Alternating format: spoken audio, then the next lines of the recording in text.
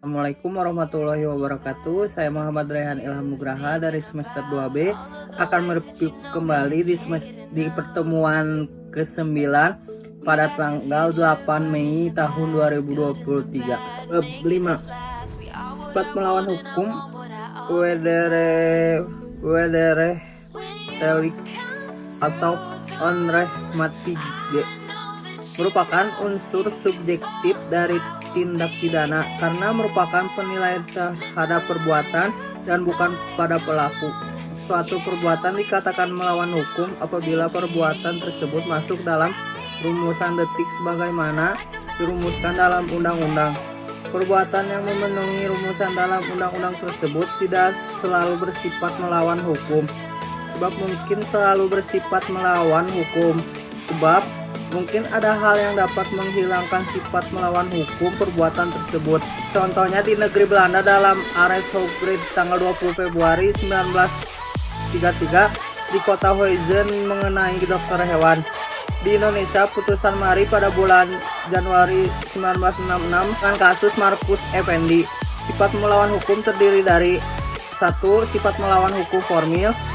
Suatu perbuatan bersifat melawan hukum apabila perbuatan tersebut dirumuskan dalam undang-undang sebagai suatu tindak pidana dan diancam dengan sanksi pidana.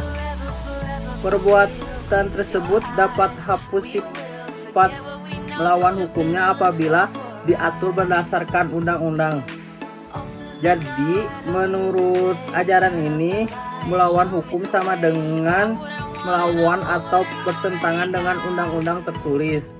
Sifat melawan hukum terdiri dari 2 bagian, yaitu 1. Melawan hukum formil, yang kedua melawan hukum material.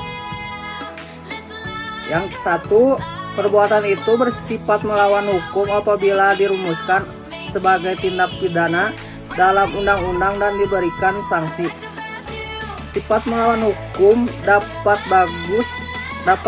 hapus apabila diatur berdasarkan undang-undang. Jadi, melawan hukum sama dengan bertentangan dengan undang-undang tertulis. 2. Melawan hukum material.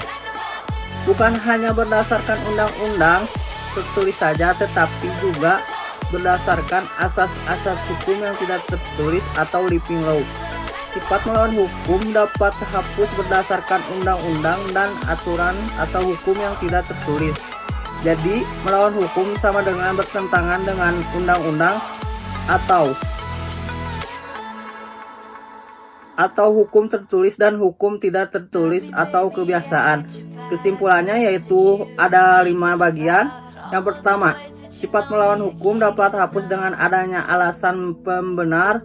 2. Menurut sifat melawan hukum formil, alasan pembenar hanya dapat diambil berdasarkan hukum tertulis. 3.